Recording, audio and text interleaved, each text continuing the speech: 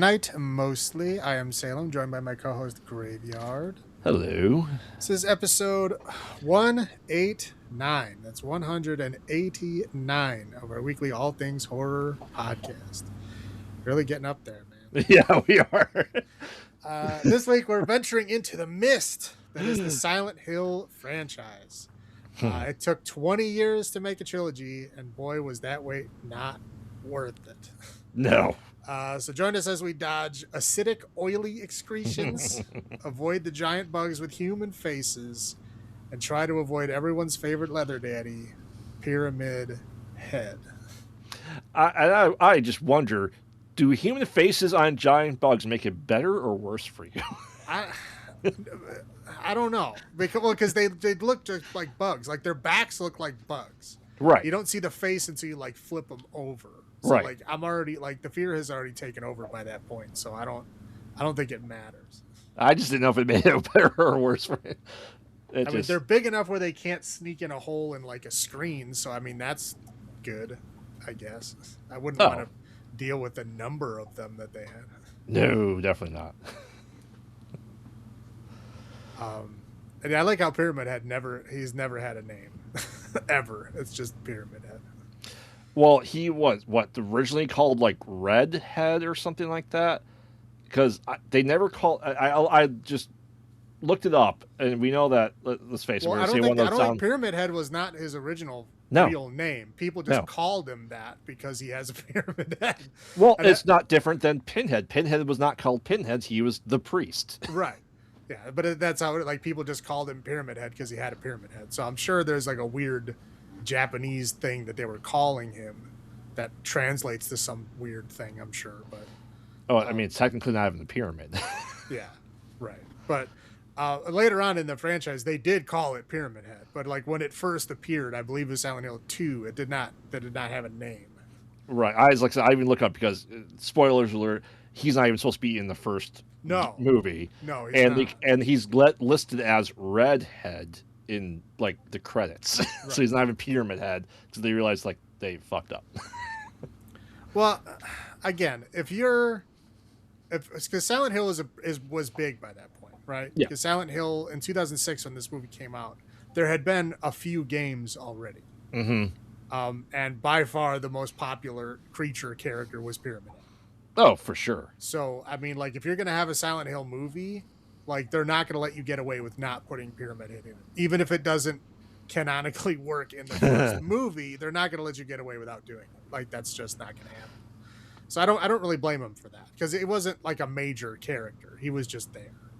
No, he's like probably the most terrifying, hard to kill thing in the games. Right. Correct.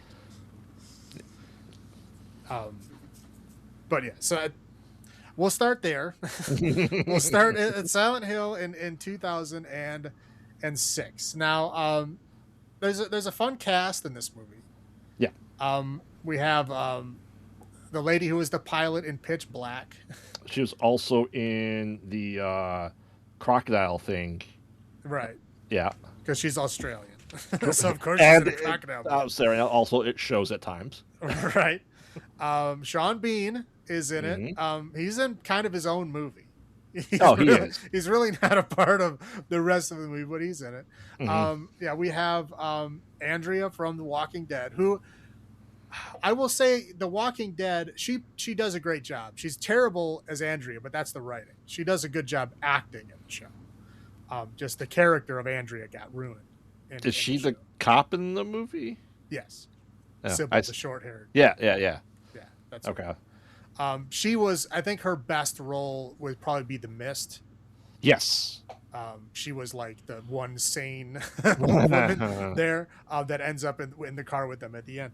Yep. I think that's like her best role. I mean, she's been in a lot of good stuff, but I think those are probably her most famous roles. But anyway, she looks a lot different in this movie because she's got like the short hair and like the the kind of cop outfit. She looks much different.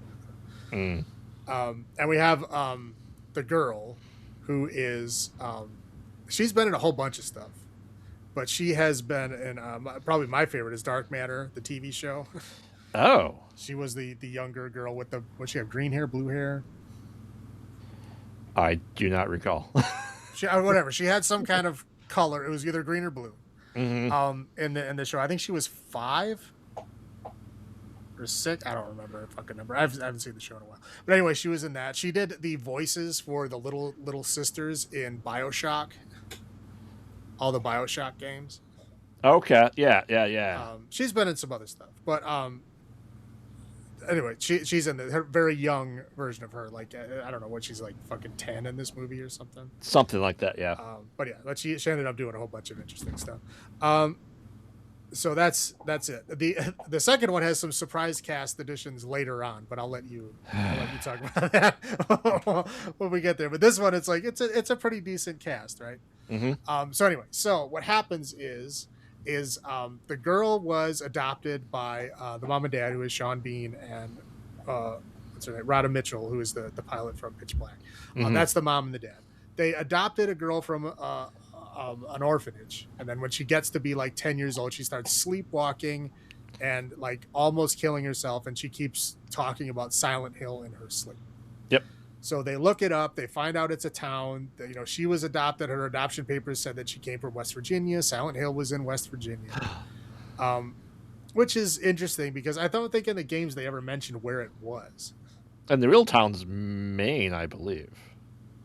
The real life town? Yeah. No, Centralia is in West Virginia. Is it? Yes. Oh, okay. So that's correct. Like I'm saying, like for the movie, they said, the real location of the, again, real life Silent Hill, which is Centralia, West Virginia. That's where it is. But I think the Silent Hill in the games, they never mentioned like where it is, like what state it is, because it's like you get there on your own kind of thing. You don't travel there. Correct. It's a different plane of existence, so it doesn't really matter. Right. Yeah. So I don't think they ever mentioned like a state or whatever. It doesn't matter. But so they're like, okay, well, she came from here. The mom is like, I'm going to bring her there and we're going to get to the bottom of this because, her sleepwalking is getting dangerous. So she just like leaves. Sean Bean wants no part of it. He's like, no, don't go. Don't do it. So she just leaves with the kid. And he cuts off all her credit cards. Right. Yeah. Being the nice guy that he is. He's trying to like help to like, don't do it. So he basically doesn't want to be a part of it, tries to make it harder for her to get there, but she goes anyway. And she disappears. Her and the daughter disappear. Sean Bean's, we'll just go to him for a second. He goes to Silent Hill. There's nothing there. Correct. They're literally searching the streets. There's nothing there. No one's around. He can't find her. Okay. That doesn't change ever. But there's more to his story later on. I don't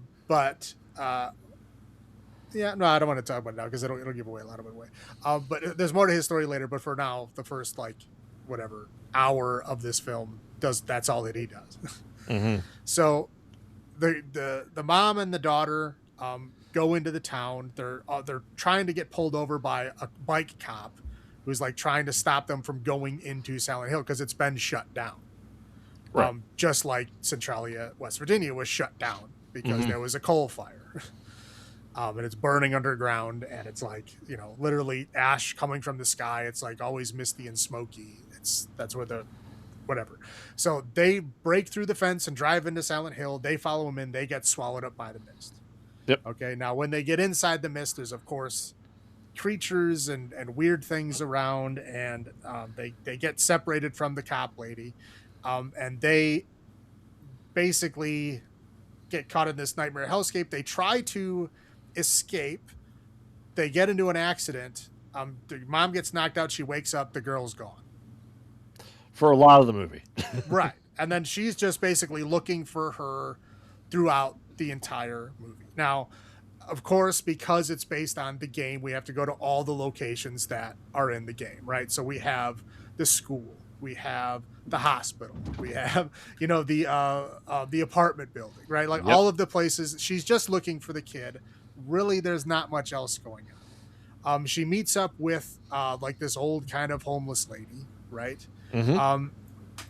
She meets up with a couple other people that are like wandering around in the town, like dressed in like, hazmat suits and stuff. But anyway, the sirens happen, right? And that means that the nightmare world is coming, and it turns into what they call, quote unquote, other world, which is like all of the walls turn into like, evil rusted fencing. There's like weird It looks like viscera. hell. Yeah, it's like viscera and stuff hanging all over the walls, just like dead people wrapped in barbed wire. It's like, yeah, it's a Cenobite, orgy happening there. There's like all these monsters that are coming after her, and she's chasing and fighting and blah blah blah.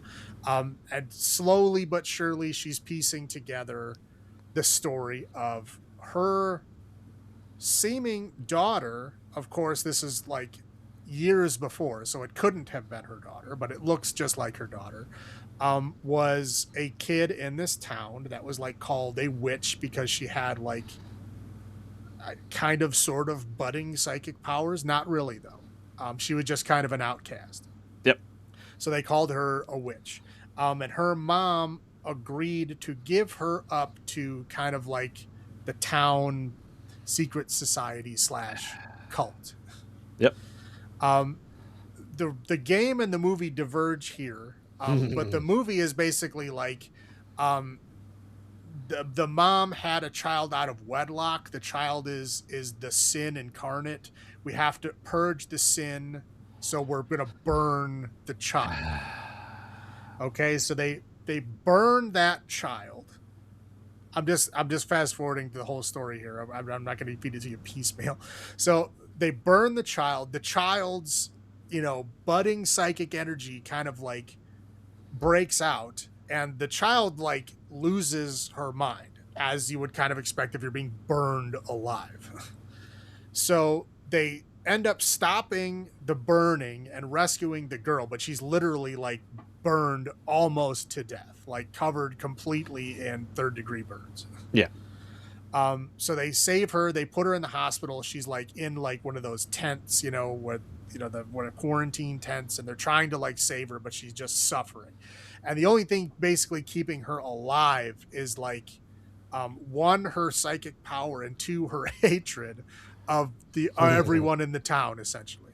So because she broke like that, her goal was to murder everyone in the town. But in order to do that effectively, she had to remove the part of herself that had any goodness left. So twofold reason, yeah. Right? Twofold reasons for doing that. One, they wanted to be able to hate and kill without conscience, and two, they wanted to like preserve that part of themselves so that they could like live on and live a good life separately.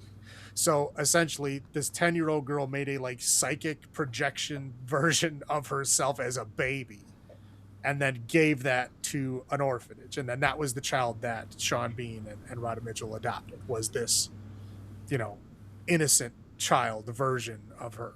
And essentially she became what they call the demon, who literally cannot leave that like quarantine bed because she's so severely burned. She can't do anything, but she can control this darkness and all the creatures in this town. And they're constantly trying to kill everyone in the town.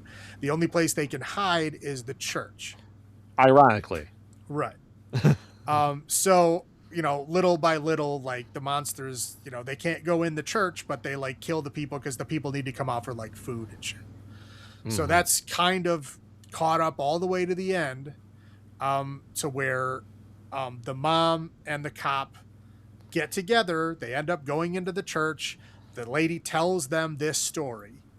Okay, the lady, the whatever priest, head priestess lady of the cult / town, brings them to the hospital, shows them the room where the demon is in, and then just goes, go ahead. No one's ever come back from there, but if you can stop it, please do, because, that'll save us all. So then they go back to the church and then burn the cop alive as a witch. And then the mom because they try to like double cross them as they're going in the elevator. So the mom ends up getting in the elevator, but the cop gets captured, brought back, and literally burned alive. Yep. So she gets down there, gets to the secret room, talks to the girl. The girl basically tells her the whole story I just explained. And then says that what she needs to do is become one with the mom.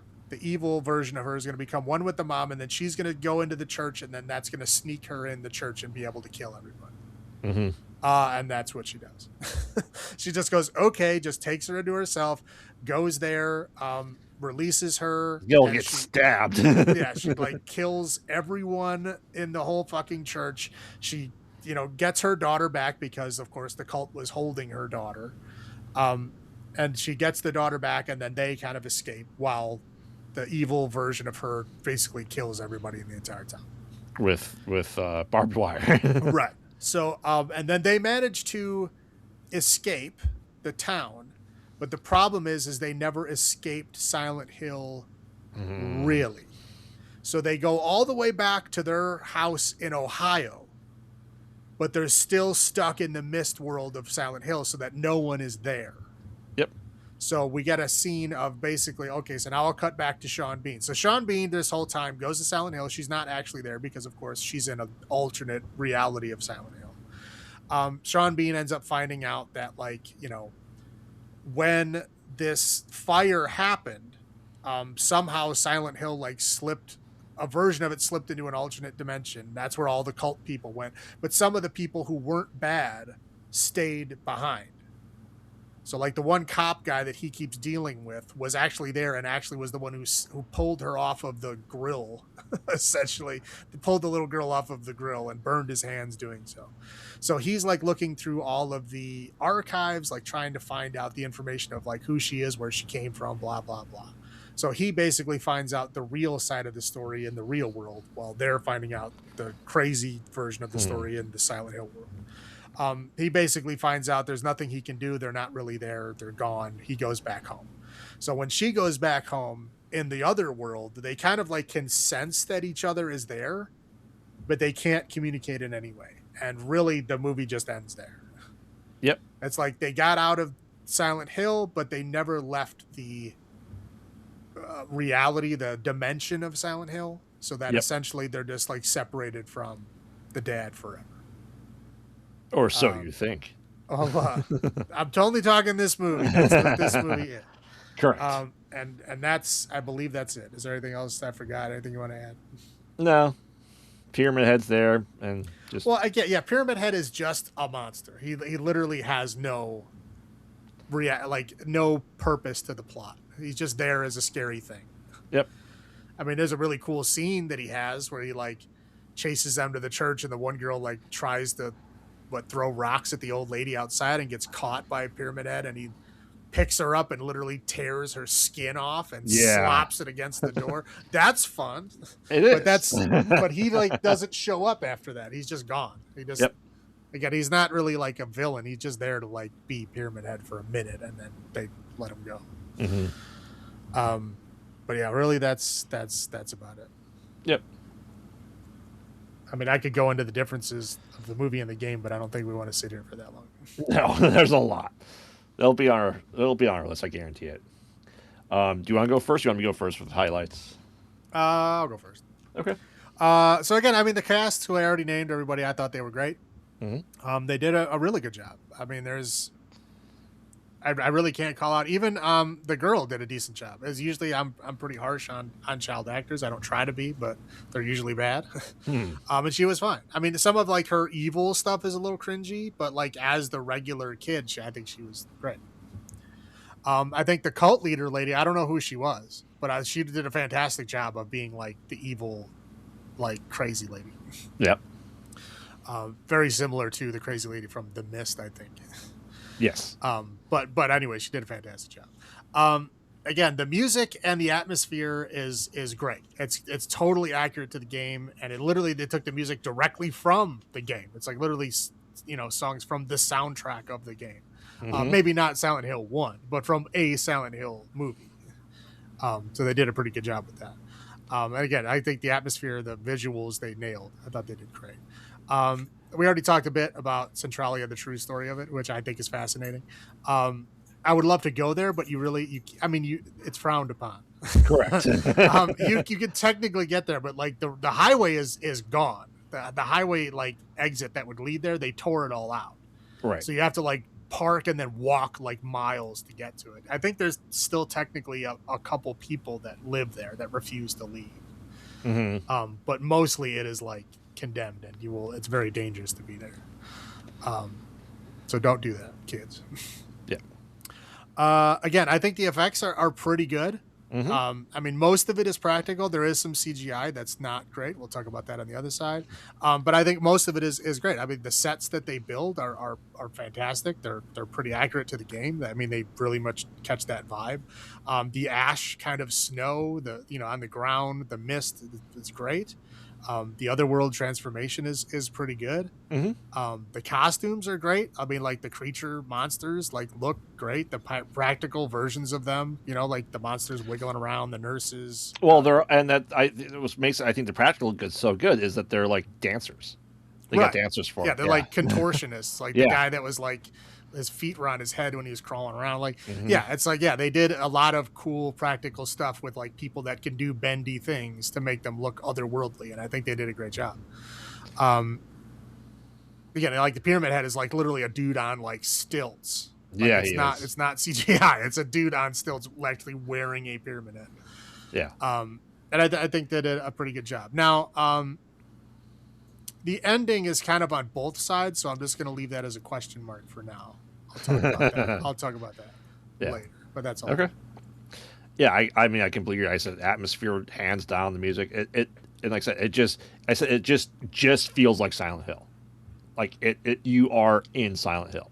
I think they captured the feels of the game perfectly, which is damn near rare for a video game movie. Well, especially for something like that.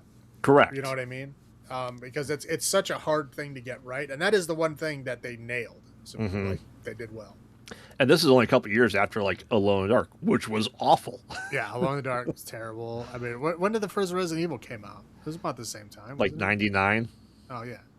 Which is, I mean, it's okay for what it is, but it's not really a Resident Evil movie. Well, and Resident Evil by 2006 was awful. So right, yeah, it was like crazy, like flipping fucking Mary Sue. Not even close to the games. Right. So, yeah, and I said as you said, the facts are just stupendous. It's a bad ending, right? It is. It's like a depressing ending. It's really not like bad because like they kind of survive, but it's like it's depressing because they're like always going to be apart, even though they survived. Right. They can feel each other through this rift. Right. But yeah, and. You know what? It's Sean Bean. Guess what he does? He lives. Right. Yeah, shockingly. Right. He does live through the movie. He lives through a horror movie of all things. Sean, like, wow, like that's impressive. Yeah, I said I agree with everything you said. Let's roll into the low points. Her accent slips through a lot. I feel. Maybe her dialect coach needed to be a little bit better, but like she's supposed to be American, Ohioan, and then her Australian comes out an awful lot. Okay, then that's jarring. The character. Maybe she's from Australia, and she's trying really hard to pretend like she's not Australian. Mm-hmm. So just do that as a character. They never say where she's from. That's true. They never give you background, so just roll with that. Yeah, and you talk about the things they do change a decent amount from the game. Why did it need to be the mother as opposed to the father like it is in the original game? It's a weird choice, I think. Yeah, I don't know. Yeah, that's the thing that I don't understand. I don't think it would matter either way. But it makes more sense for the third one, which is the third game, which is the second movie in this trilogy, for him to have been more of an established character. I think. Yeah. At least they didn't kill him off. I mean, I don't know. I don't know what they were doing or why they switched around some stuff. They switched around the names. They switched around. Instead of Cheryl, it's Sharon. Why? Right. I don't know. Yeah, I don't. Yeah, instead of Harry, it's Christopher. It's like why? I mean, right. They're just like. But they kept Sybil. Like it's just right. They're like that's the thing of like the adaptations of movies. Like it's stuff that just doesn't make any sense to me. Like why name why make a name change? It's basically it's like whoever they gave it to the screenwriter maybe had an ex-girlfriend. I don't know. that had that name was I don't like that name. We'll change it. Who knows, dude? Who knows? You talked about the good acting of the cast there. I would say the rest of the cult acting was atrocious. Well, yeah, but there's third tier characters. Yeah, and killing children because you think they're witches just to do it. I almost assume that like this burning they did is what caught the town on fire. In my headcanon. Well, they basically do say that, but it's weird because they say that that's what's the ashes from in Silent Hill, the alternate dimension, because it's like it never stops, right? Because it's like an evil dimension. Her hate never stops, so it never stops burning. But they kind of allude to it being a fire that never ends in the real world too.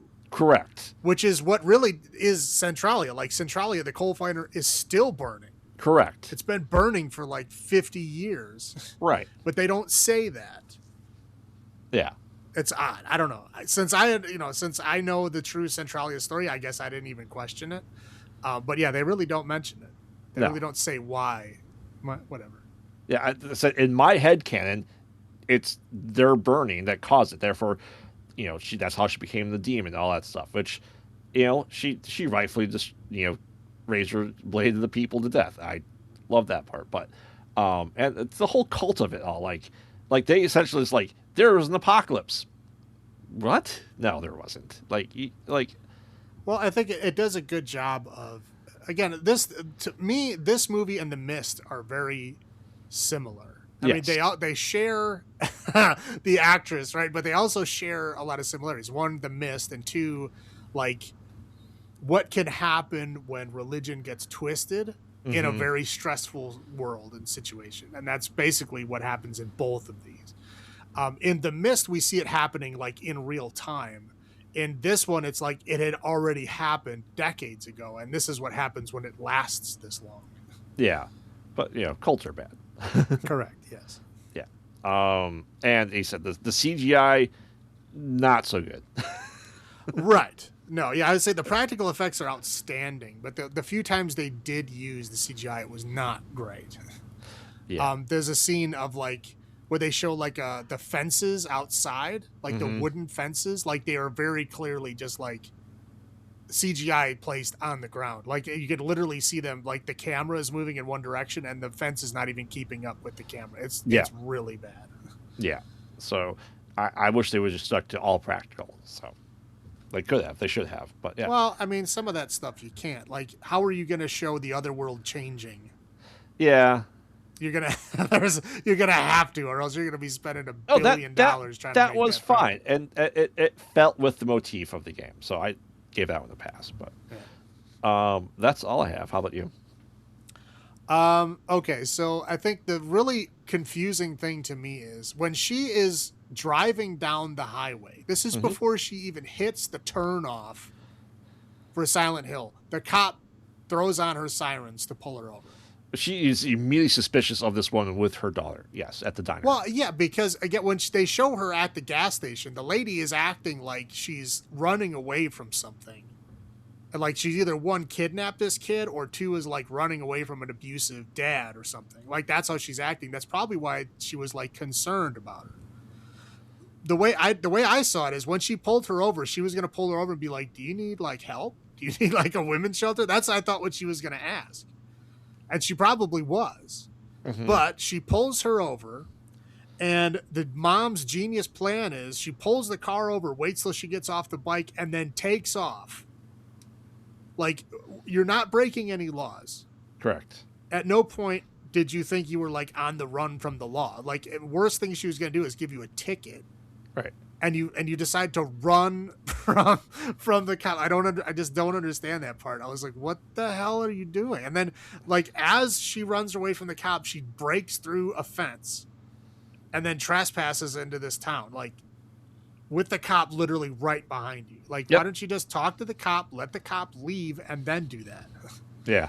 This very boneheaded thing. Well, anyway, we already talked about the CGI, the fence and the bugs and the other world sometimes the other world looks decent. Sometimes it's some cheesy stuff. Like in the bathroom, it looked really bad. Yes. But again, how are you going to do that practically? You really can't. Mm-hmm. Anyway, there's giant bugs. We don't like giant bugs. Now, the lady, the priestess lady, brings her to the hospital, shows her this hospital map, right? Yep. And she goes, okay, this is where the demon is. You have to memorize this map, and you have to memorize how to get there, because if you get lost, you'll die down there.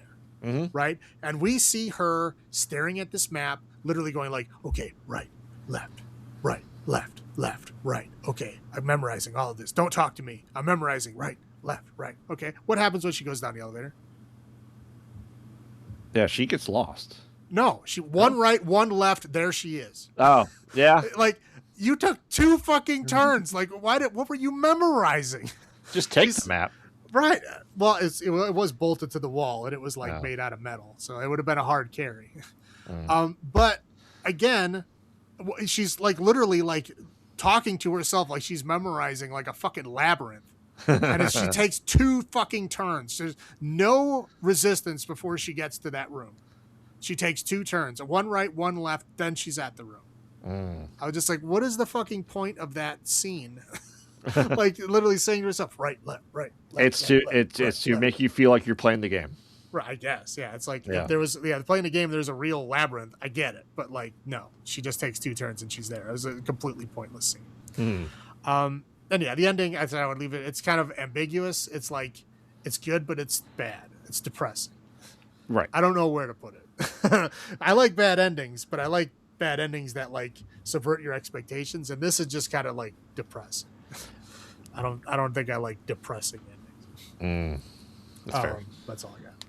So what are olives for this episode? Of course, it's Pyramid Heads, because Pyramid Head is in all 3 of these films, because you can't have a Silent Hill movie without a Pyramid Head. And sometimes he just likes to play some music and have fun. Yeah, he's like an organ grinder.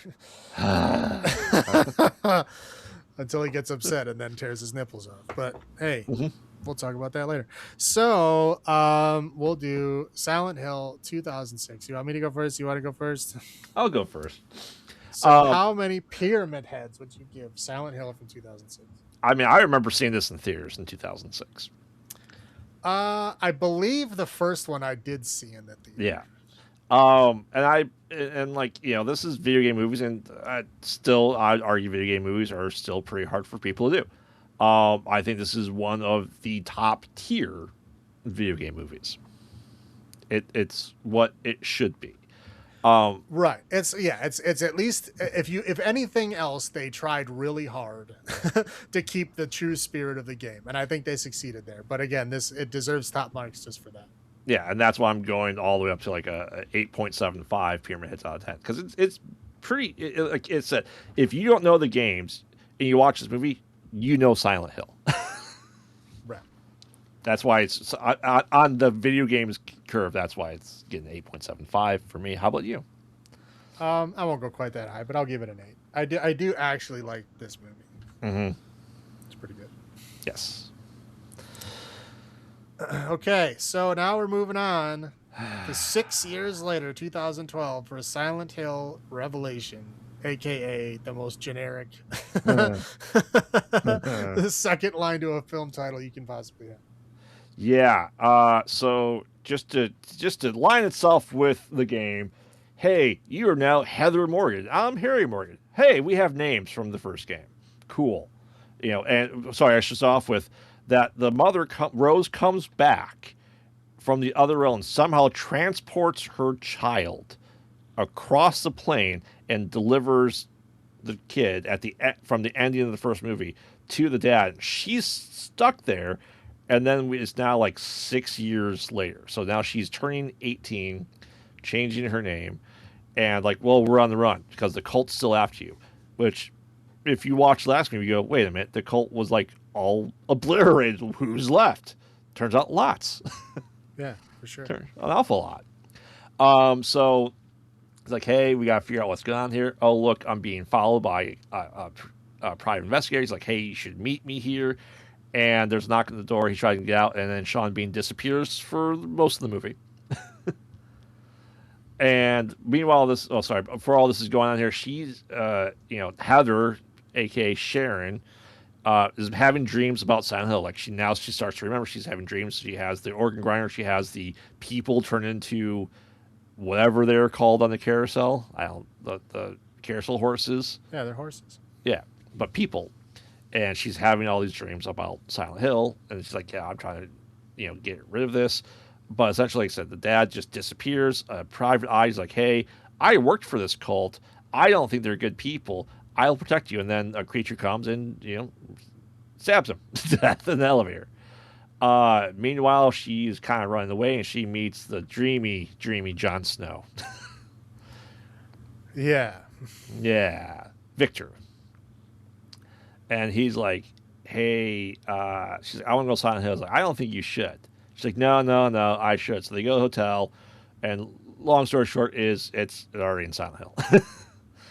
And he then confesses that, like, I was born to bring you back, because we have to bring you back to, like, appease Alyssa, to bring her, like, whole together. I couldn't just drag you here. You had to come on your own free will. So here we are. I'm sorry. Then he, like, gets kidnapped. And she's just learning more about herself, that she is, as she said, like that reincarnation of Alyssa, her good side that was rebirth of the baby. And there's men in here that are wearing masks that kind of start hunting her down. They're like, if we breathe the air, they'll die. And she takes one of their masks off, and lo and behold, that happens. Right, and it's kind of funny because, like, there's multiple other people that aren't Correct. wearing masks and they're fine. And the way that they say it is like, oh, they believe that if they take their masks off, they'll be corrupted by the air. Okay. So, like, you think, like, they're just, zealots that are just doing this because they're told to, right? Mm-hmm. But no, like, when you take the mask off, they immediately, like, drown in black goo and die. Correct. So, like, it's not like they're making it up. Like, that's true. Correct. They try to, like, tell it, like, it off, like, oh, they're crazy. No, like, they literally die. Yeah. So that was not a strange belief. It was real. Right. Yeah. So anyway, this is kind of going all this, and it's like, hey, I got this piece of an amulet somehow from this other realm that I got magically. I don't know how. It just got put there. Sure. And she ends up meeting, like, Victor's grandfather, who's played by, surprisingly, Malcolm McDowell. Suddenly appears in the movie. And he's like, hey, well, he's the second surprise. Who's the first surprise? Like, the new priestess is Carrie-Anne Moss. Right. Who doesn't show up till, like, halfway through the Correct. movie. Correct. And Malcolm McDowell shows up, like, literally, like, I think it's an hour and a half movie. I think he shows up, like, a little past the hour point. Yeah. Yeah, which is just weird. He's like, gave me your half amulet. He shoves it into his body because it's inside of him, and then he just turns into a creature. And somehow then she's able to, like, get Pyramid Head on her side, I guess. Well, you missed the best part is he turns into this big monster, right? He makes this seal hole, turns himself into the big monster, knocks her out. As she's being carried away, she just reaches into his chest and pulls it out, and he just collapses into dust. Like, okay, so what was the point of you like making this seal into yourself? Like, that seems like a pretty big flaw to me. Correct. Yeah, but yeah, they just need another monster. She realizes that, Victor, her now, I guess, boyfriend, sure, that they met on the first day of school, okay, is, like, being captured and is, like, be punished for, telling her the truth, even though he was raised to do this his entire life, which is a huge stretch for someone to just go, hey, I think she's pretty, and then change everything like that. Well, we're gonna talk about it, because literally their entire relationship in this film spans about 8 to 12 hours. Correct. Yeah. Yeah, and it's like, I'm getting ready for all my teachings I was literally raised to do is to bring you back here. Sure. He's young. He's got hormones. Yeah, and then happen. He's surrounded by, on the gurney with the bobblehead nurses, and of course we have to have them who just attack anything that makes noise. Some of them are bubbleheads. But, they have some masked guys, they make noise, and they go stabby, stab through the face, get him. They Okay, escape. I don't understand. Again, we're going to talk about a lot of this stuff, but I don't understand this scene. I'm just going to put a note there Yeah, and continue. yeah. So anyway, the order is still, like I said, thriving in this town. With like I said, when you think all of them were just killed, and then Right. Yeah, she ends up. they do say, yeah, Carrie Ann Moss does say that her sister was killed. It's like, okay. And so was like 100 other people. Like, All the rest of the followers, yeah, where were the rest of them at? and where these not army guys. I like that too. It's like, are those army guys? No, not really. You're raised in this town. You don't know anything else. You don't know what army guys are. Well, okay. To be fair to this movie, Uh-huh. they don't explain it in any way. But in the first one, they're in the church, right? Mm-hmm. The second one, they are in what they are calling the sanctuary, which is underneath the amusement park. Yes. So technically, it is a different place. So technically, I guess there could have been more people there. I just find that odd that the rest of the cult wouldn't be there to kill the demon. I completely agree with you. I'm just saying, to be fair, at least they tried. Yeah. So anyway, we see grown-up Alyssa who's there, and it's like, hey, let's fuse together. Cool. So they do. Right. That's it. Done. Yeah. Oh. Okay. Cool. And hey, Carrie Ann Moss, let's see your real formation. Boom. She's a Cenobite. Right, yeah, she's the Cenobite that was, I guess, trying to kill people like through the whole movie. She was the one that killed the Private Eye. Yeah. Like, okay. And then, of course, the champion, the good monster, Pyramid Head, fights her. Right. Instead of, I don't know, anyone in the fucking movie fighting the boss. We can't have that in any of these movies. I'm just throwing it out right now. We can't have it for some reason. Because before that point, Pyramid Head was just the organ grinder. So they have to have Pyramid Head do something violent because he's Pyramid Head. I guess. And he dispatches her just fine. Yep. So she kind of gets out and like she gets her dad. He's like, yeah, because he's being helicoptered there to bring her there. He's like, yeah, I'm going to stay. Oh, okay. I'll look for your mom. Well, she was clearly at your house that you moved around for. Now she can't find you. Sure, she's back in Silent Hill. Why not? So he stays, and they go, hey, cool, let's leave Silent Hill together, hunky guy. And then we see a prison transport van that enters Silent Hill. That's supposed to be alluding to something. Okay. Oh, sorry. Silent Hill Downpour. Sorry. Yeah. Silent Hill Downpour was the prison. And then the guy who picks them up in the truck, Travis, he's from Origins. Why would you allude to these others? I don't know. Like but fifth and seventh games. Right. Yeah. They literally allude to they try to throw multiple at the wall to see if anyone notices. But yeah, I think I'm not 100% that it's Origins, but it is one of them where you're a truck driver who literally gets, stops at a gas station and you end up in Silent Hill. That's one of them. Yeah, Origins, you're correct. Yeah. Sure. Why not? Right. But again, if you haven't played all the games, it doesn't matter. It doesn't matter. Are they going to do that one next? No. No. Of course they're not. I don't understand why they do that. They're throwing in these deep cuts when okay, if you're going to throw in deep cuts, you have to stay loyal to the franchise, which you did not. Correct. So why are you throwing in Easter eggs that only people that are diehard fans are going to know when you just shit out this movie that has nothing to do with the movie, the game you tried to base it on? Right. So we're going to go number 1 and then number 3 and then put C's for 5 and 7. Well, okay. The reason it goes from 1 to 3 makes sense in the movie sense. You know what I mean? Because the first one and the third one is a direct continuation of the storyline of the first. Yeah. The second one has nothing to do with that storyline in any way. Right. Other than they literally take place in Silent Hill. Other than that, there is no similarity between them. Mm-hmm. The movie tries to put some kind of connection there badly, but there is no connection. So if you went from 1 to 2, it would be like an anthology series. And then if you went to 3, it would be like, okay.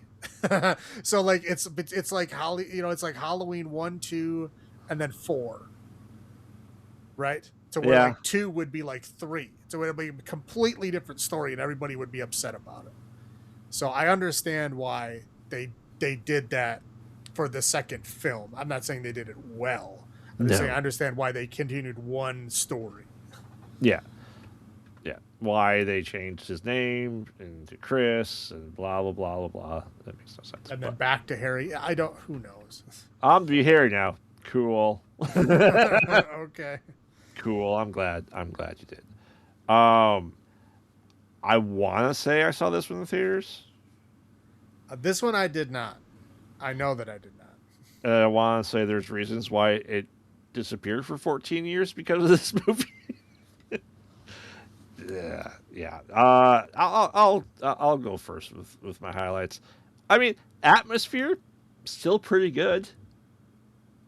That's one thing I will give all three movies is the atmosphere still feels like Silent Hill. Well, I think obviously it's a different person who wrote and directed the movie, Correct. but I'm pretty sure like the effects people, at least some of them were the same. Yeah. Because there is way too many similarities between the first one and this one to not be, unless they like just studied the first one and just copied it in this one. But usually they don't take the time to do that. Right. But I mean, even if they did do that, they did a good job. Yeah, and Pyramid Head's the same guy too that plays Pyramid Head in both of these. So. Yeah, again, I'm not surprised that it's similar people because it's literally like those effects are the same. Yeah. Once again, the practical effects, which are used way less, are still good. Yeah, this one, takes a step back for sure. Yeah. Surprised Malcolm McDowell and Carrie-Anne Moss. And like, first time watching, like, holy shit. Well, it's funny because like the priestess came up and I'm like, holy shit, I know who that is. And that was because I literally just was watching Jessica Jones season 2 where she plays the lawyer and I was like, oh, I just saw her this morning. It was I totally forgot that she was in this. I totally forgot Malcolm McDowell was in it. I was like, I did too until I rewatched it. I remembered Sean Bean and I remembered Kit Harington. I did not remember the other ones. Yeah. The music still is from the game, so it's still good. Yeah, exactly. And what's interesting is the line that Karen Moss says is like, "Oh, I'm in Silent Hill." Well, there's many Silent Hills. That's, I think, true. It is. I mean, it is in a sense correct, but right. In the first movie and this movie, no, it is the same. Right. Overall, yes. In this instance, incorrect. Right, but I'm saying it's like I'd like that they did allude to that Silent Hill isn't just necessarily a town; it's just a layer of dimension that can exist. That's why you can have Silent Hill in Japan in the '60s. Sure, why not? I'm looking at you, F. The setting is fine. The fighting is not. You're right. Sorry. All right. So, and that's all I got for my highlights. What are your highlights? Sean Bean, Carrie-Anne Moss, Malcolm McDowell. Kit Harington is in this movie, but he is not good in this movie. No. So it is fun to see him in this film. It is also fun to see him acting terribly in this film. That to me was fun because you expect him to be like very serious and very like good. Seeing him in Game of Thrones, and then this is just like, wow. Yeah. Like what the hell happened there? Maybe his paycheck didn't have enough zeros on it or something. I don't know. Guess it was not good. The CGI is better. It's still not great, but it is at least better than the first one.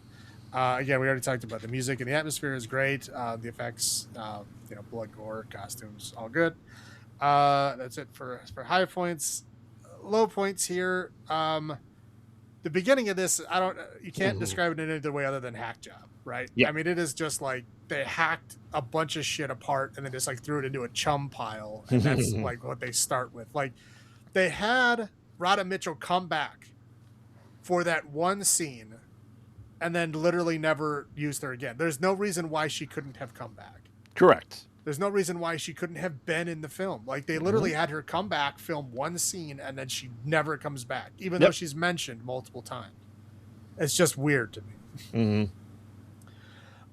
Yeah, you're basically skipping 2 and jumping to 3. Again, I already explained why that makes sense, but it doesn't make sense to people watching it. Correct. Again, the creatures in this one, the ones that are the same as the first one are good, and the new ones, they're all like Cenobites. Yeah. Like physically Cenobites, yeah. Right. It's like they look exactly the same. I was like, Silent Hill has its own style, its own like unique way of doing things, and it's like you're just like, oh, we need some freaky hell looking stuff. Let's start copying off of Hellraiser. It's really what it felt like. Or Ghosts from 13 Ghosts.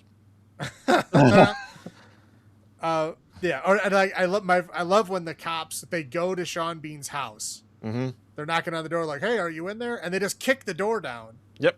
And they walk in and look at the wall and be like, oh, look, there's probable cause. Like, you already kicked the door down.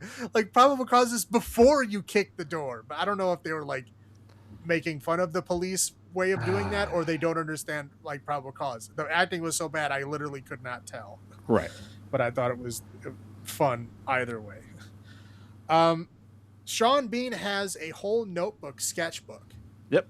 Of what the monsters look like. He was never there. Correct. He never saw any of them. And the only other witness that did see them was his 12-year-old daughter, who really didn't see the monsters because she was locked in the church the whole time. Yep.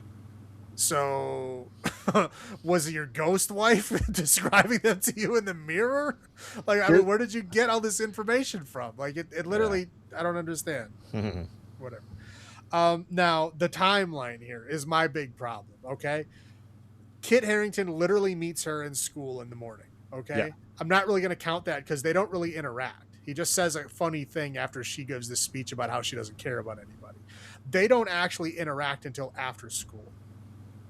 Now, they interact after school, we'll say, what is 4 o'clock? Yeah. And then they drive they hang out for a little bit, and they drive for a while. So I'm going to call it about midnight when they end up in the hotel, right? Okay. Is that fair assessment? Yeah. Yeah. So in 8 hours, one, she has already overridden his entire life's purpose. Yep. Okay, he was born and bred and sent back to get her and bring her back to the town. He's all, nope, don't care about that. Again, he's young, hormones is pumping. I kind of understand that. I'm going to give you a free pass on that one. The thing that I don't understand is he confesses everything to her, and he's known her for 8 hours at this point.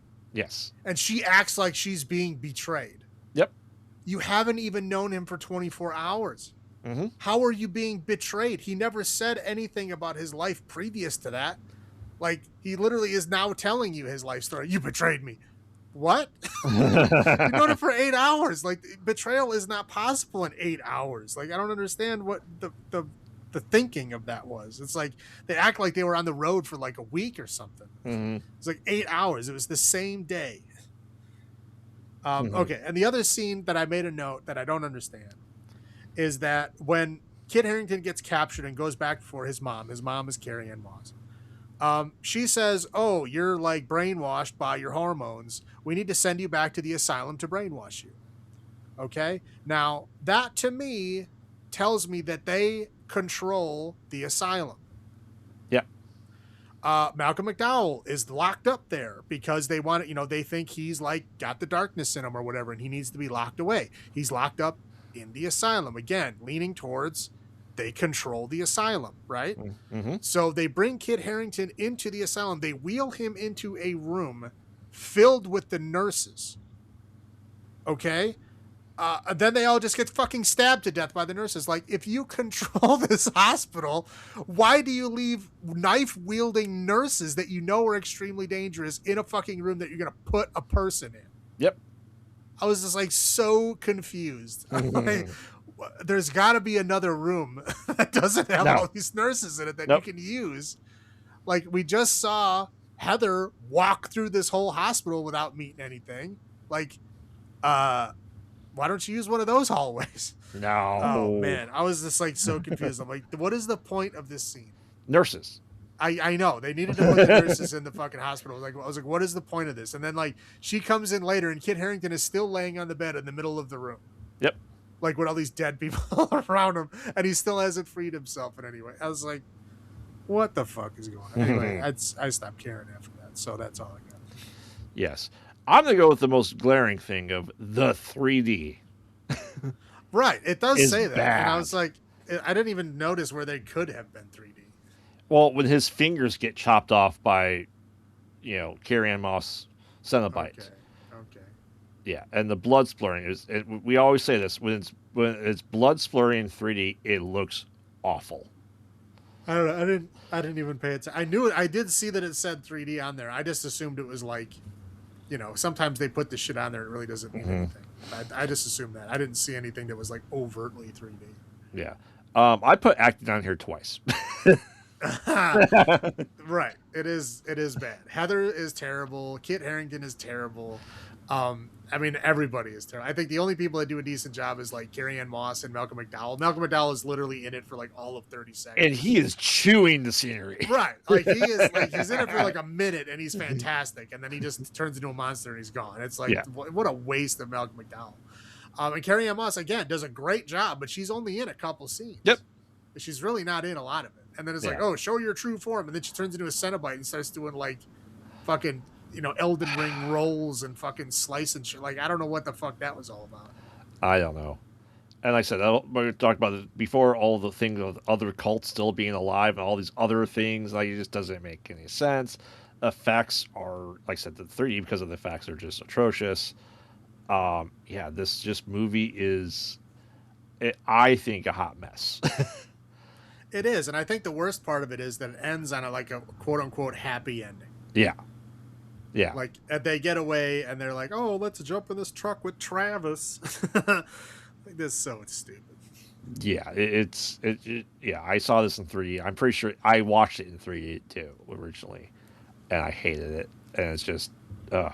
Like, I know I did not see this in theaters. The first one, I'm almost positive I did. I'm not 100%. I'm almost positive I did. Second one, I know I did not. Well, what's really interesting is the director of this distanced themselves from the 3D part of it. Like, I hate it. well, it says it was probably added like post. Yeah, it was. Yeah, so that was about 2012 was the big 3D TV like craze where everything had to be 3D.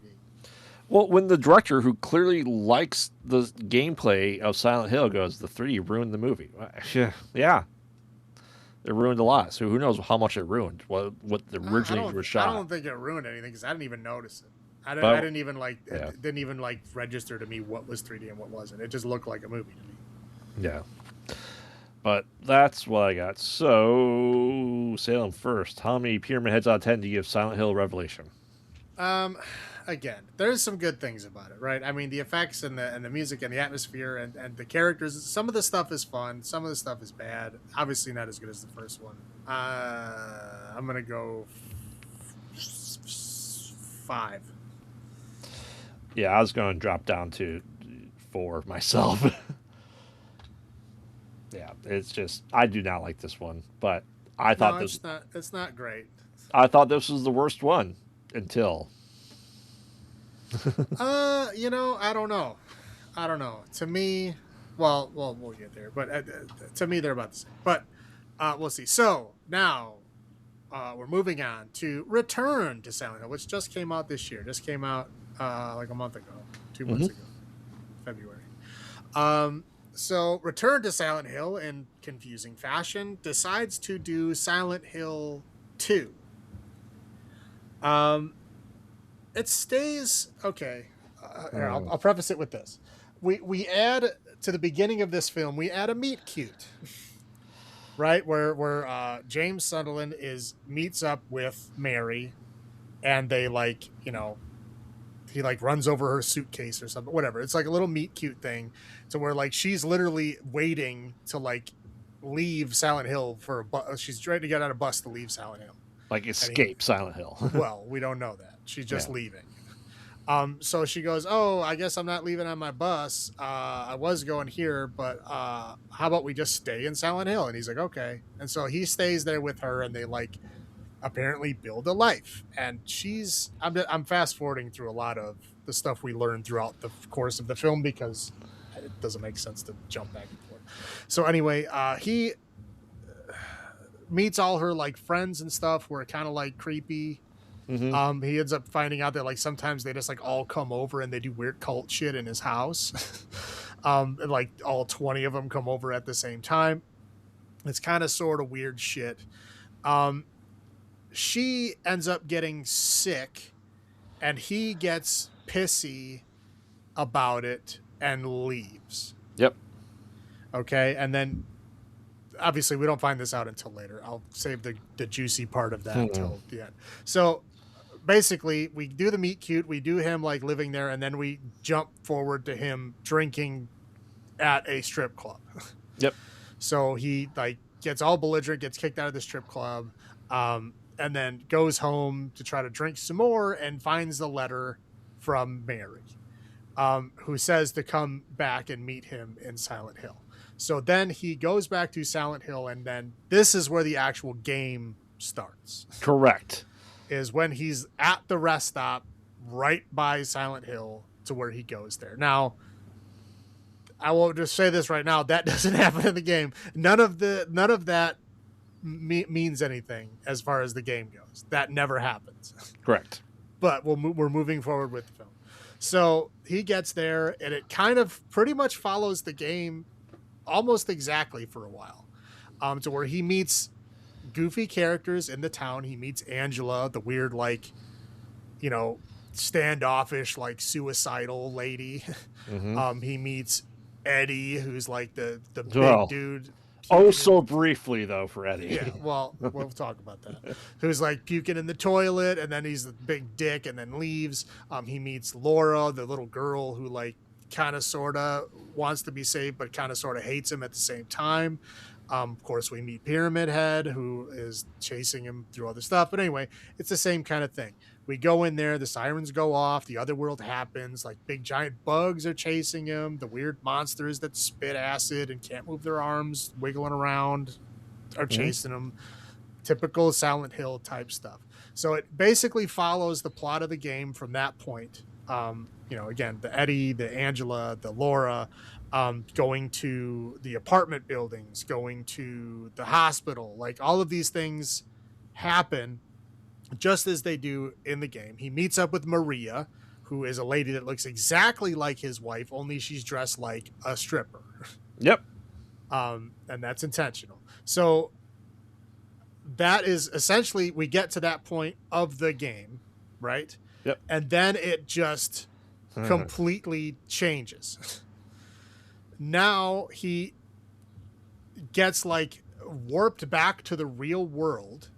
Like when he gets to the hospital and like he finds out that like his wife was there and she had a sickness and she was sick and then he left because she was sick, because like he's kind of doesn't remember some of the stuff and he's just relearning it.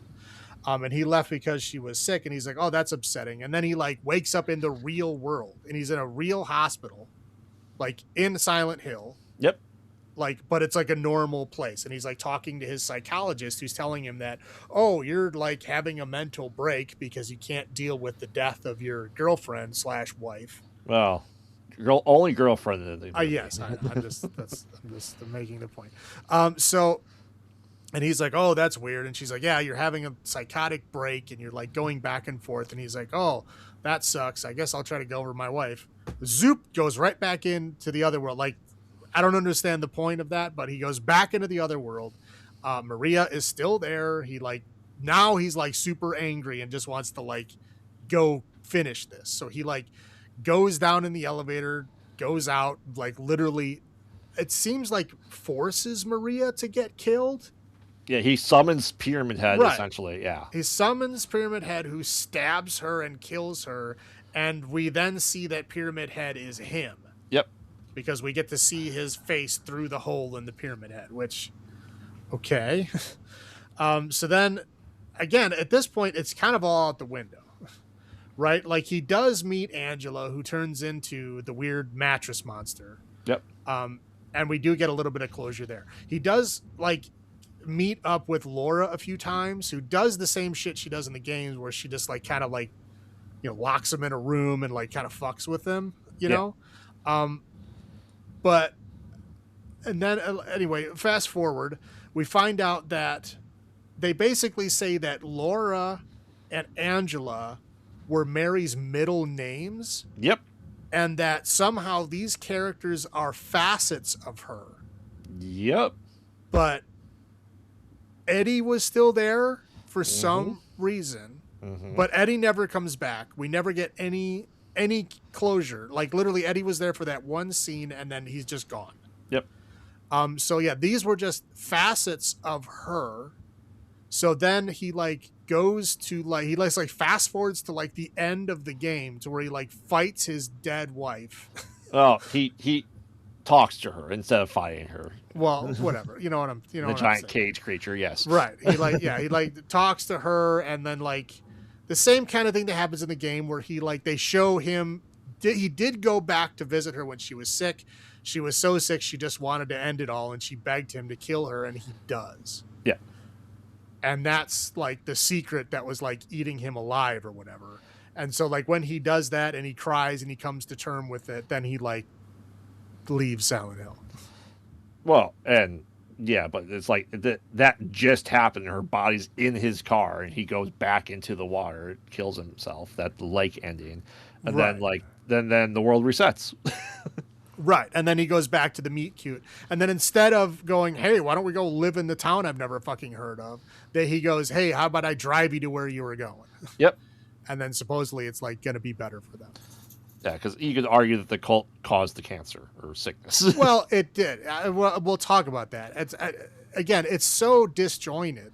Like as he's looking through the apartment, like we find a little, an altar thing in his in her closet, and then like he remembers her like all these cult people coming over, and then there was like him witnessing the cult people like drinking her blood or something. Yep. In the sewers, they were in the sewers, and they were like drinking her blood, and he's like, how long has this been happening? And she's like, since I was a kid. But she's fine, and then all of a sudden she's not, and she was in toxicology, which means she had some kind of poison or disease. Yeah. But they never specify what it was. I don't know how someone drinking your blood over the course of 20 years at least would somehow like give you poison. I mean, I guess they were doing it in the sewer. Maybe she got infected. I don't know. So, but yeah, the big takeaway here is that the very beginning is not in the game, and then we follow the game almost exactly for about 30 minutes. And then it just like takes a complete left turn and then doesn't follow it at all. Correct. For the next 45. It's bizarre. Yeah. But that's all. That's all I got. So. All right. So you want me to go first with my highlights? Sure. Go ahead. Okay. Once again, when they do Silent Hill 2 the game, it looks and feels like Silent Hill 2 the game, right? When they adhere to it. Which is, I think, good. I thought that, Hannah Emily Anderson did a fantastic job as Mary. I don't think James was good at all. No, I mean, they didn't even get, like, the hair right. No, they didn't get a lot. He's wearing, like, a weird wig, but it's still not correct. He wears a face wig later on, too. That's awful. But I thought she was good. I do like the lake ending, which is, like... would you consider like the lake ending like the true ending of the game? No. You wouldn't? No. Oh. That's the ending you got because you suck. Oh. The water ending is supposedly one of the worst endings because you have to like go through the game like half healed, like injured almost the entire time. Like there's a whole bunch of weird things you have to do, and it's a bad ending. No, the good ending is when you reach the point where you're coming to terms with Mary's death and you leave the town with Laura. That's the good ending. Okay. But that lake ending and this rebirth is interesting, right? It kind of opens it up as like, is it real? What happened? Is she alive? Did he actually go back? Was this all in his head? We don't necessarily know. I think the rebirth is like the secret ending. You only get after the second playthrough if you do all the secret stuff. Interesting. Yeah, like I said, like I said, the looks, the feels, the emptiness of Silent Hill is what usually is true to it, right? It's you don't encounter very many people in Silent Hill 2, the game. Like, so I said that part's good. The rest of it, we'll take and leave.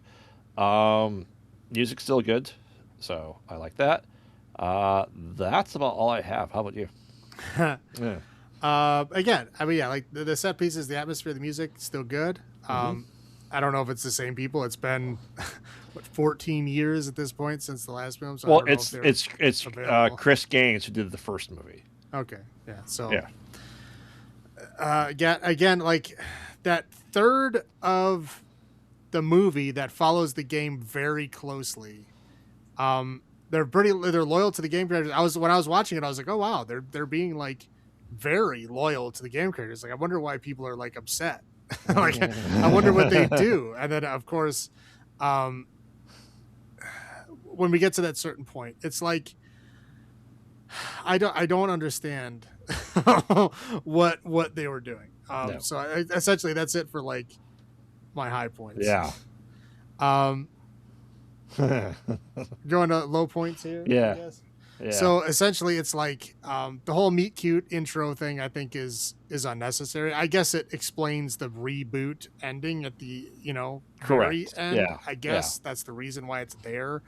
The whole like, hey, I'm at Silent Hill, like we could literally see Silent Hill from where I'm at, let's just go back there, is beyond, like, that's weird. Hey, I just missed my bus. Hey boss, stay there. Yeah, go ahead. It's going to take me like 30 seconds to get my stuff. Just go ahead without me. I'm trying to escape this evil town. Let's go back. Right. And then again, why would you suggest to some dude, let's go back to the town I'm trying to escape from and live there? Like, why would you do that? It doesn't make it makes no sense at all. Again, we have giant bugs again, which nobody likes.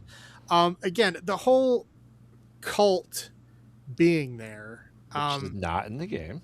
Yeah, the whole cult being there at all. And like, oh, this is the reason why she's sick, and that's the reason why James is upset with her and why he leaves and all that kind of shit. It takes away from the game. The game has nothing to do with the cult. I guess like the first game and the third game, again, that is a thing with the cult. Yes. That again, I understand why those movies went next to each other, but this one has nothing to do with the cult. They just put it in there to try to like keep it thematically the same, I guess. The game is essentially like James coming to terms with, one, how much of an asshole he is, and two, like how good his wife was and how bad he treated her. Yep. And three, if he can move on and try to be better because of it. Yes. That's what the game is. All of these things in Silent Hill are just kind of manifestations of himself. Like Pyramid Head being a version of him is true.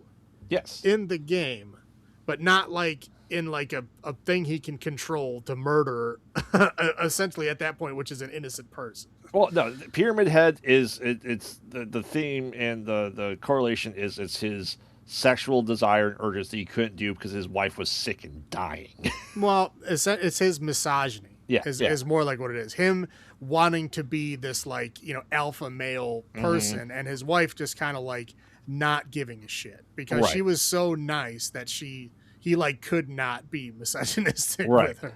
Yeah, but it was his own like male urges and like whatever instincts manifest is what the Pyramid Head was, which is why it doesn't make sense why he showed up in the first movie if you know that.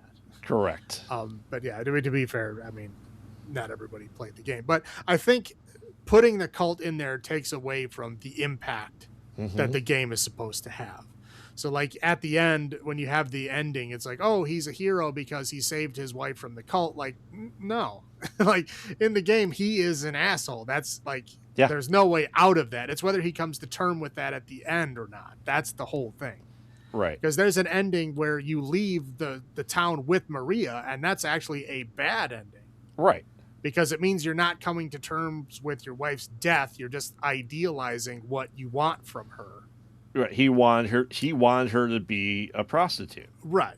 Well, he while wanted she her was to dying. be his prostitute. Well, but while she was dying though too. Well, I think that while she was dying is it doesn't matter. That's just how he was at the time. He was upset that she was sick, and that's why he left. Yes, for sure. But that wasn't the whole reason why.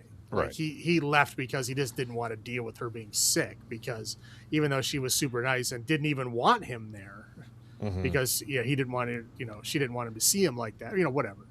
But it was not necessarily tied to her being sick. It's just he's just an asshole, and that's just him coming to terms with being an asshole and how he treated her, both in their normal relationship and when she was sick.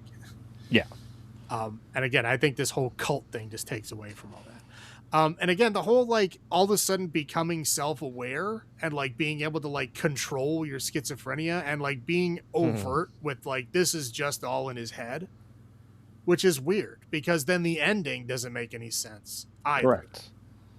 So it's again that it's just completely out of left field when he like goes back to the real world and then goes back to Silent Hill willingly, and then again seemingly becomes his asshole self, like ultra asshole self, murders Maria. Yep. And then all of a sudden becomes a good guy again. I mean, it's all over the place and it doesn't make any sense. So like at the end, you're supposed to be like, oh, this is happy. Like it's horrible. It's a horrible ending for both of them. Yeah. But yeah, so again, like the whole suicide ending, killing yourself in a lake and then you get a second chance. I don't think he deserves any of that. Even in this, like, kind of hamstrung version of him where it's like, oh, the cult is the bad thing. Like, I think even him being that slightly better, he still doesn't deserve a second chance. He's a jerk. So I just don't like the whole happy ending. Correct. Yeah. That's all I got. Yeah. I first and foremost, it's his wife, like not girlfriend. Why make that change? I don't know why. That's a stupid ass change. I agree. As I said before, she would just take the bus. Like, cool. The cult definitely was not there. As you said, it takes away from the story. Like, this is the biggest problem I have with this movie is that the game is so good.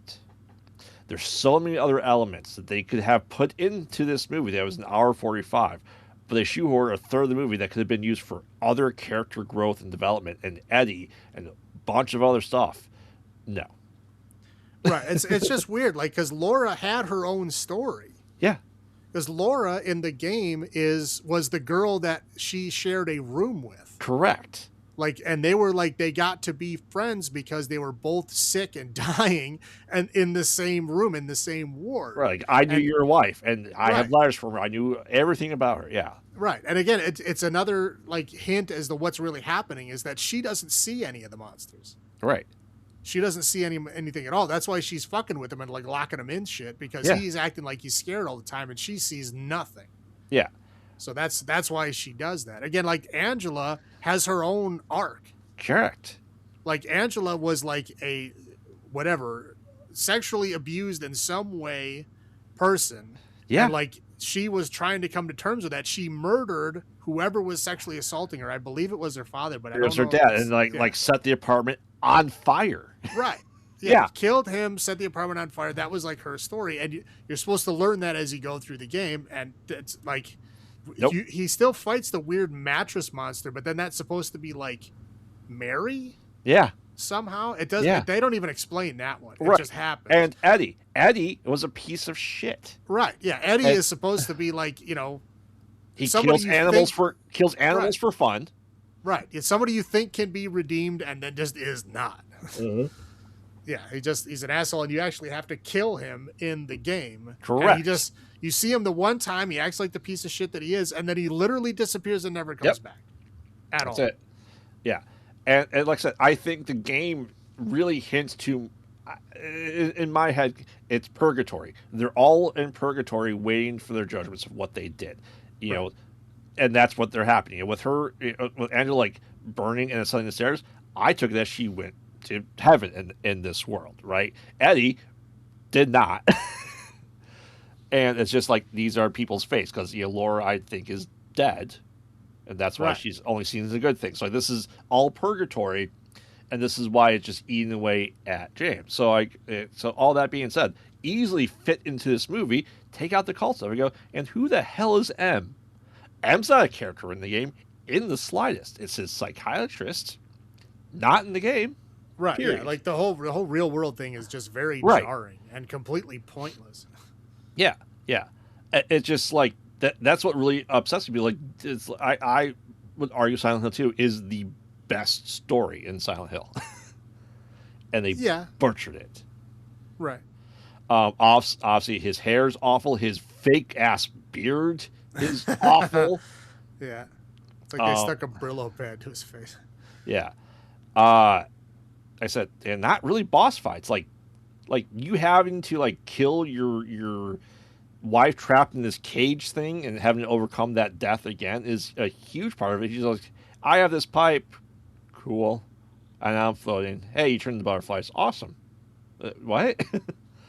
Well, I mean, I guess not having the boss fight is, I think, not the upsetting thing. I'm just like, you could have easily kept that story in a movie format. Yep. I don't think you know, at worst, it would have ended up like a David Lynch movie. You know what I mean? At worst, some of the things you wouldn't be fully explained to you, and you'd have to figure out on your own, which is the game, right? It's supposed to be Jacob's Ladder. Right. Yeah. It's like you don't understand all the thing that's happening, but if you really think about it, you'll understand things. Right. Like I said, waste of side characters. Huge waste of side characters. Correct. It just doesn't make any sense. Like I get it.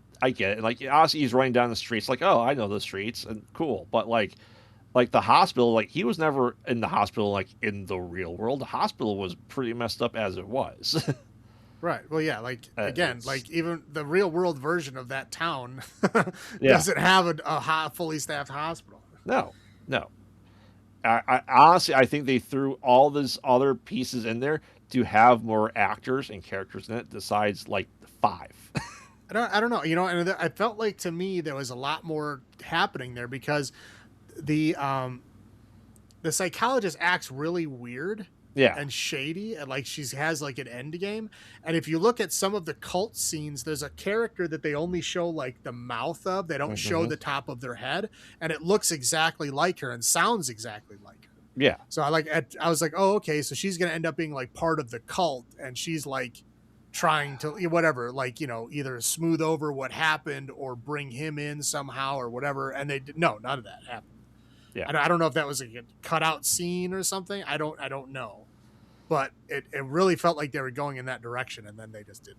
Yeah, it's just like someone's very passionate about 2, and then someone goes, I'm just going to take some scissors and snip out these parts. And we'll just throw something else in there. It's fine. Yeah, again, like, why even put Eddie in that scene? Right. Like, why? There's no point. You could have just found Laura in the hallway, and it would have been the same scene. Correct. Yeah, but no, don't get it. I agree. So don't get it. They tied so much to those buildings, have significance to those buildings he's visiting, that it didn't need to be there. So that's all I have for my low points. Yeah. So okay, Return to Silent Hill. You want me to go first? So, yeah. Again, there are some things it does well. I don't even know. Like, how do you compare it to like Revelation? Revelation is the same. It does some things well. It does some things badly. It's like, this is the same. I think it's the changes in this one, I think, are more egregious. Simply because Silent Hill 2 is I think more well known of a story, and they did a worse job on it. So I'm gonna have to go down to like a 4. 4.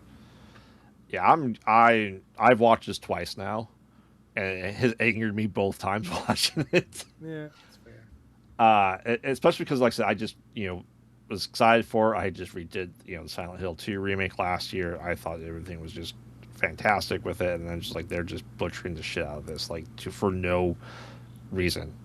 So I'm going down to it too. Well, they're remaking the first one finally. I know. I'm excited for that too. The first one I never got. I only rented it. I never owned it, and I got the worst ending because, of course, I had rented it, and it was back in the days before like I had the internet. So the worst ending is you had the dog blowing up the place with the nuke. No, that's the UFO ending, and that one's hard to get. No, I got the one where I didn't save the cop lady. Ah, okay. Because like you have to know to like get the vial of red stuff off the floor or whatever. Like of course I didn't know how to do that because I didn't have a guide of any kind. Right. So I had to kill her, and after I killed her, I was like, man, like that sucks. And I was talking to somebody later on, and they told me that you can save her. And after that point, I just kind of like, I beat it, but it was like I knew it was the worst ending. Yeah. So, no, I'm excited for the remake. I thought 2 was great. I'm excited for Townfall. I don't know if I'm ever going to finish F. I'm at the last boss. I don't care. Yeah, I beat F. I just don't care. To be, I should. I'm right there. There's a couple that I missed, I think, in there or at least one that maybe not. Yeah. I don't know. I play a bunch of them. Anyway, so anything else you want to add?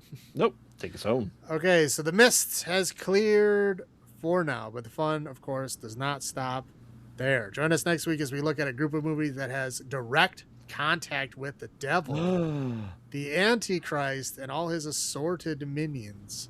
We'll be covering Antichrist, The Ninth Gate, and Bless the Child. I will finally get to finish that movie.